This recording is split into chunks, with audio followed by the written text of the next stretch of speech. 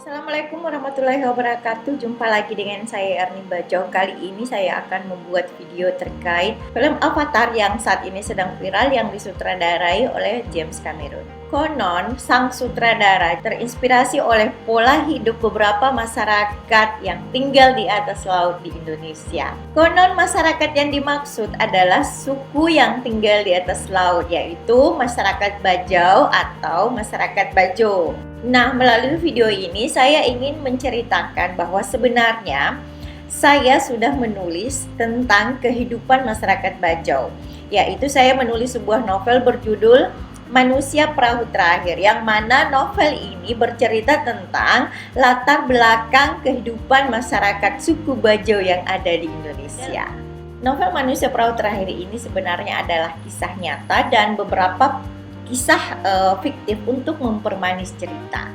Sebenarnya novel ini adalah semacam novel pengetahuan tentang kehidupan masyarakat Bajau yang saya kemas dalam bentuk novel. Karena saya berpikir ketika saya menulis novel dalam bentuk buku-buku ilmiah itu menurut saya itu kurang menarik, dan dengan novel ini saya harap bisa juga menjadi bacaan yang ringan yang bisa dikonsumsi oleh semua kalangan masyarakat. Dalam novel ini saya menceritakan tentang bagaimana konon dulu nenek moyang kami itu tinggal di atas perahu. Jadi orang Bajo yang kita kenal saat ini yang sudah tinggal di pulau-pulau kecil, kemudian di pinggir pantai, dan ada juga yang tinggal di atas laut, itu dulu konon nenek moyang kami itu tinggal di atas perahu. Jadi nenek moyang kami itu sejak lahir sudah tinggal di atas perahu, kemudian beranak pinak juga di atas perahu. Novel ini bercerita tentang sejarah kehidupan orang Bajau yang dulu tinggal di atas perahu di Pulau Wawoni. Jadi di Pulau Wawoni itu saya bercerita tentang kisah komunitas perahu, ratusan perahu tinggal di atas laut, dan komunitas ini hidup menjalankan hidupnya di atas laut sejak mereka lahir hingga meninggal dunia mereka di atas laut. Kenapa judulnya Manusia Perahu Terakhir? Karena dulu nenek moyang kami sudah saya singgung sebelumnya adalah manusia perahu dan mereka tinggal di atas perahu. Kemudian ada upaya pemerintah untuk mendaratkan manusia perahu ini. Di dalam novel ini, ini adalah novelnya. Di dalam novel ini saya menceritakan bagaimana orang Bajo sehingga mereka tidak tinggal lagi di atas perahu, tetapi sudah berpindah ke darat, tinggal di darat. Nah, ini juga adalah upaya pemerintah untuk merumahkan orang Bajau. Pertimbangan pemerintah pada saat itu adalah bahwa bagaimana dengan sekolah anak-anak, kan anak-anak harus sekolah. Kemudian tingginya tingkat kematian ibu dan anak pada saat melahirkan. Nah, ini juga menjadi salah satu pertimbangan pemerintah bagaimana orang Bajo ini harus tinggal di darat atau mereka bisa tinggal di pinggir-pinggir pantai. Jadi bukan untuk merumahkan mereka di darat lalu mengubah orang Bajo ini menjadi orang darat dan mereka harus bertani, tidak, tetapi orang Bajo dipindahkan supaya mereka tinggal di darat yang tidak jauh dari fasilitas pendidikan dan kesehatan misalnya, tetapi tetap menjadi seorang nelayan dan melaksanakan aktivitasnya sebagai pelaut.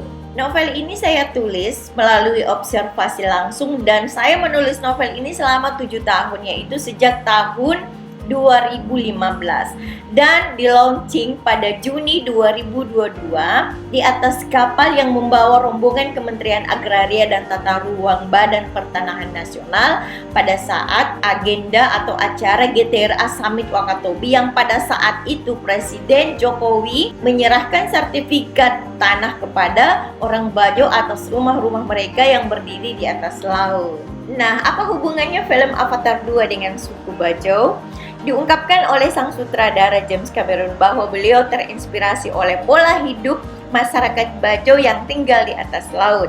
Nah, melalui novel Manusia Perahu Terakhir, saya mengimbau kepada pembaca untuk membacanya karena sebenarnya ada kisah yang lebih menarik di dalam novel tersebut yang menceritakan tentang sejarah kehidupan masyarakat Bajau. Bayangkan orang Bajau dulu tinggal di atas perahu, lalu menetap di sebuah rumah dan mulai mendirikan tiang-tiang pancang di atas laut, dan mereka mulai berumah di atas laut tersebut.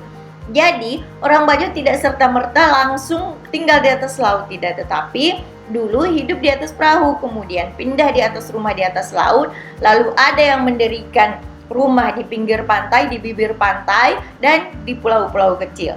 Dan sekarang masih ada dan masih banyak rumah yang berdiri di atas laut, termasuk rumah saya sekarang pun masih kokoh berdiri di tengah laut dan di atas laut. Nah, kemudian pada novel Manusia Perahu Terakhir ini terdiri dari 25 bab. Bab pertama itu bercerita tentang kampung laut, yaitu sebuah perkampungan yang dihuni oleh masyarakat Bajo yang tinggal di atas laut dan tinggal di atas perahu. Mereka menjalankan kehidupan secara turun-temurun di atas perahu tersebut. Bagaimana seorang ibu yang melahirkan di atas perahu?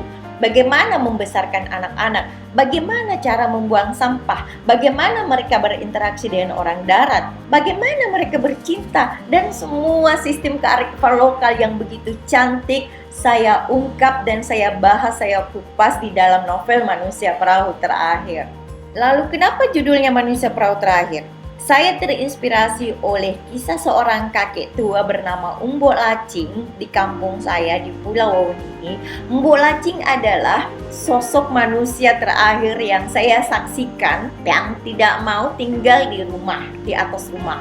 Mbok Lacing adalah orang Bajo terakhir di kampung saya yang memilih hidupnya tetap tinggal di atas perahu.